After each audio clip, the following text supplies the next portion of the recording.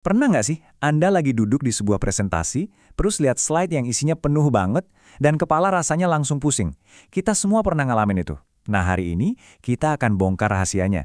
Gimana caranya bikin slide yang nggak cuma dilihat, tapi beneran dipahami orang? Rasanya tuh kayak mata berusaha membaca, telinga coba dengerin, tapi otak kayaknya udah nyerah duluan. Kenapa?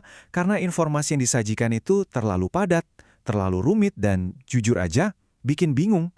Anda nggak sendirian kok, ini masalah umum banget.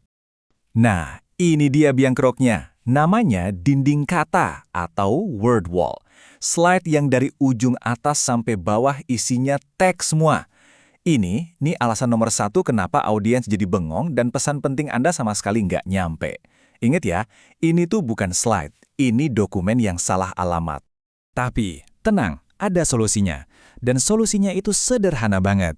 Kita akan belajar sebuah kerangka kerja yang cuma terdiri dari 3 kata. Simple, tapi dampaknya luar biasa.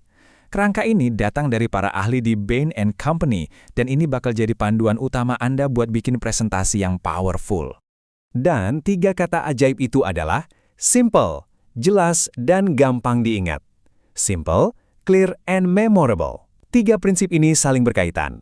Pertama, pesannya harus simple. Kedua, cara penyajiannya harus jelas.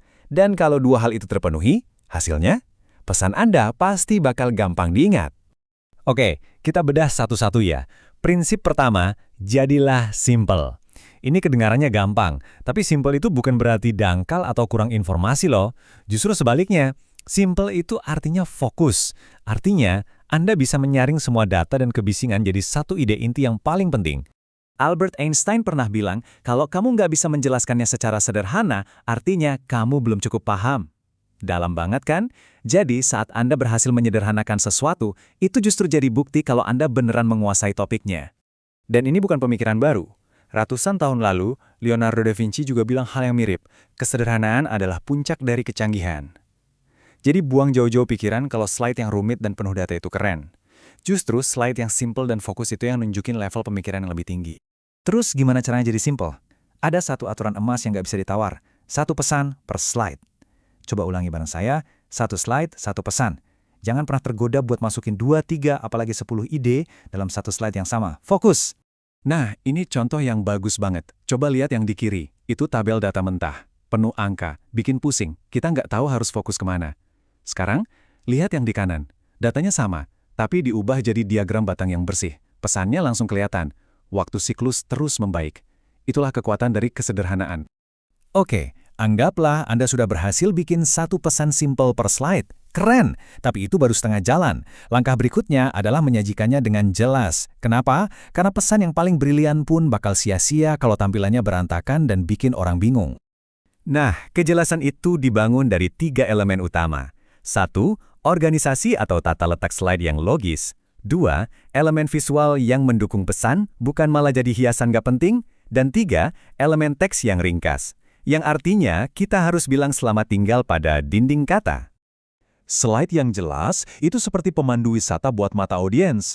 Alurnya harus direncanakan. Biasanya, mata kita akan mulai dari judul di kiri atas, lalu turun ke detail pendukung di bagian tengah, dan berakhir di kesimpulan di kanan bawah. Jadi, aturlah elemen slide Anda untuk memandu mata mereka secara alami. Dan ini dia, contoh nyata sebelum dan sesudah. Di kiri, si dinding kata yang kita benci, susah dibaca, susah dicerna. Di kanan, slide yang sama setelah kita bersihkan. Pesannya jadi langsung jelas, enak dilihat, dan gampang banget dipahami. Bedanya jauh banget kan? Gimana caranya bisa jadi sejelas itu? Tekniknya simpel kok. Pertama, poin-poinnya dipersingkat. Kedua, informasinya dikelompokkan pakai judul topik yang jelas. Dan ketiga, beberapa kata kunci ditebalkan atau dibold untuk menarik mata. Cuma trik sederhana, tapi efeknya luar biasa. Oke, pesan kita sekarang sudah simple dan disajikan dengan jelas. Tinggal satu langkah terakhir yang paling penting, membuatnya gampang diingat. Karena tujuan kita kan bukan cuma supaya audiens paham saat itu aja, tapi supaya mereka ingat pesan kita bahkan sampai minggu depan. Kunci utamanya, apalagi kalau kita berurusan dengan data, adalah memilih grafik atau diagram yang tepat. Visual yang pas itu bisa menyampaikan sebuah wawasan cuma dalam hitungan detik. Jauh lebih efektif dan cepat nempel di otak daripada tabel angka atau paragraf panjang. Contohnya diagram garis. Kalau Anda mau menunjukkan sebuah tren seiring berjalannya waktu, ini senjata terbaik Anda. Apakah penjualan lagi naik, turun, atau gitu-gitu aja, diagram garis ini akan langsung menceritakannya dengan jelas.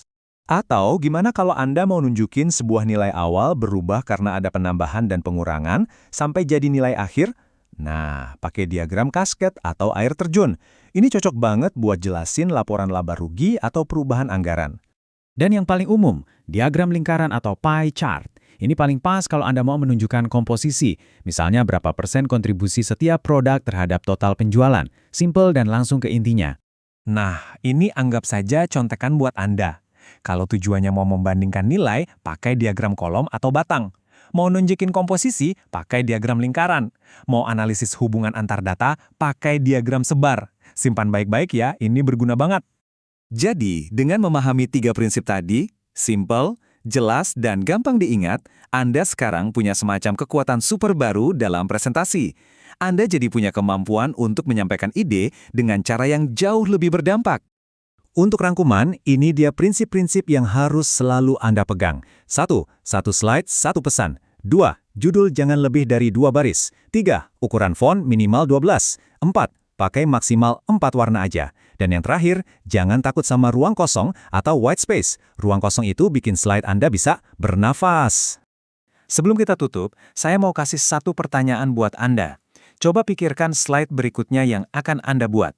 Pertanyaannya, apa satu dan hanya satu pesan utama yang ingin Anda sampaikan? Mulailah dari sana. Kalau Anda bisa jawab itu, berarti Anda sudah di jalur yang benar.